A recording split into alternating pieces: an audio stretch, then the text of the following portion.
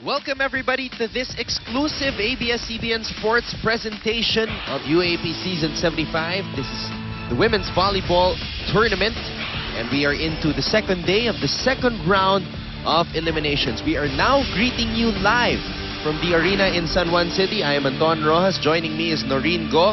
At courtside, we have Judy Saril reporting for FEU and Selena Dagdag reporting for UE. The first set ended with the FEU Lady Tamaraws defeating UE emphatically 25-14.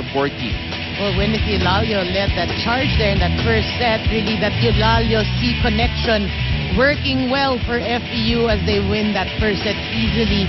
And, again, not to take anything away from UE, they've been implementing their plays when they get good reception. So they have to work more on their floor defense and reception so that they can try to counter this offense of FEU. Also, following this match, we have Ateneo and Adamson University in the second game. So keep it right here on Studio 23 as we continue our exclusive coverage of the Women's Volleyball Tournament. Here are the statistics of that opening set. Well, FEU in terms of attacks, 13 as compared to 7 blocks, 3-0, service aces 2-1. And even UE committed more unforced errors. So it's really a very smooth first set for this FEU squad.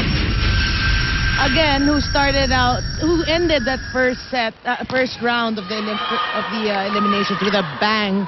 And so far, obviously, they're continuing here in this match. So thank you so much for joining us on Studio 23. Once again, I'm Anton Rojas, joined by Noreen Go. Congratulations, by the way, to the new WBO featherweight champion of the world, Miguel Angel Mikey Garcia, defeating former champion Mexico's Orlando City Salido via unanimous decision.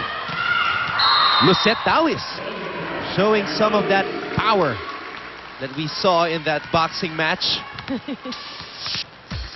A 1-2 punch. 2-0. Well, Good start for UE here in the second set. And in this match, they've been trying to go to their running spikes, and not like the first round, you see it's all open, tres. Now they're doing more variations in terms of their offense, which again is a good sign for Coach Boy. I'd like to see Masangkay set up Lucette Dawis for more of those running spikes. Because we see a lot of that with the other teams, with Abby Maranyo, Sal, Dindin Santiago, of course, of NU, Mike Ortiz of UST, Gretchen Ho of Ateneo. So I'd like to see that here with the other teams as well. And Dawis can certainly execute that running spike well. That's right. But again, UE has to remember, as Coach Boy always reminds them, defense. We have to receive well so that we can have those nice plays or, try to at least outsmart the blockers of FEU. And it all starts with the first ball. Let's see. Like that one. Yeah. Like that one. Very sharp serve, though, by Giselle C. But setters are normally very good servers. So you have the likes of Giselle C, Ivy Perez, and Fajardo of La Salle. These setters actually really have great service. All right, let's call back in our courtside reporter reporting for UE, Selena Dagdag. Earlier in the huddle, Coach Boy was particularly keen as regards what he wants to witness from his Lady Warriors. He wants them to be watchful of FEU's diagonal hits, and he also wants them to be watchful of FEU's blockers. Lastly, he reminds his team to attack aggressively. Diin pa nga ni Coach Boy, huwag niyong hantayin ang bola, habulin niyo. Kung ganyang hantayan lang ang laro niyo, huwag na kayong magsapatos, magpaan na lang kayo. That's all for now, Anton and Noreen. What? Well, that's Coach Kid Santos for you. Huwag na kayong sapat. He always has humor in what he says, Coach Kid. And he seems to be coaching with a renewed sense of vigor. You're right. And what's nice is also in that interview, in the pre-game interview, he said, it's Coach Ness who actually naghirap the team because he started, I'm sure the summer training was all Coach Ness. and going into the first round. So he recognizes that, and he acknowledges also the efforts of Coach Ness, which is very respectable for Coach Kidd. Very classy. All right, let's hear now from Judy Sarrell, who's also joining us today in our broadcast team as she reports for FEU. Pag walang palo, drop ball lang. Pero pag diretso naman ang palo, dumipensa na agad. Ito ang paulit-ulit na sinasabi ni Coach Kidd sa huddle para sa Lady Tamaraws. Dagdag pa nga ni Coach kanina na pag may chance ball, kailangan umiikot ang Lady Tamaraws para malito ang Lady Warriors. At dahil sa 4 na net violation, gusto ni Coach Kidd na iwasan na ito at magdahan-dahan lang ang Lady Tamaraws sa pag-iwas. Anton? Wow, alam ni Coach Kidd kung nakailang net violation sila. 4 daw. Well, of course, yes.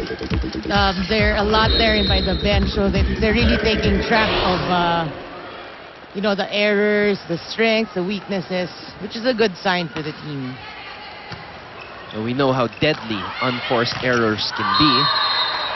Just look at what happened to NU in their game against LaSalle yesterday, committing a whopping amount of errors.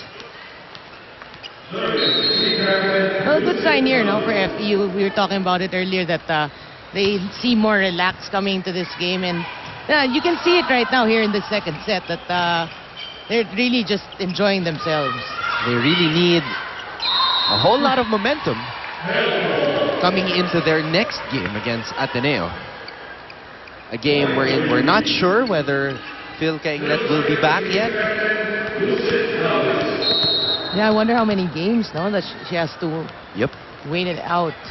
But it's so interesting, when we showed the standings here in this second round, it's really tight in that middle, so you don't really know who's going to end up in the Final Four. FEU actually joined the party late. Yeah. by winning the last 2 games to end the first round. They weren't in that picture.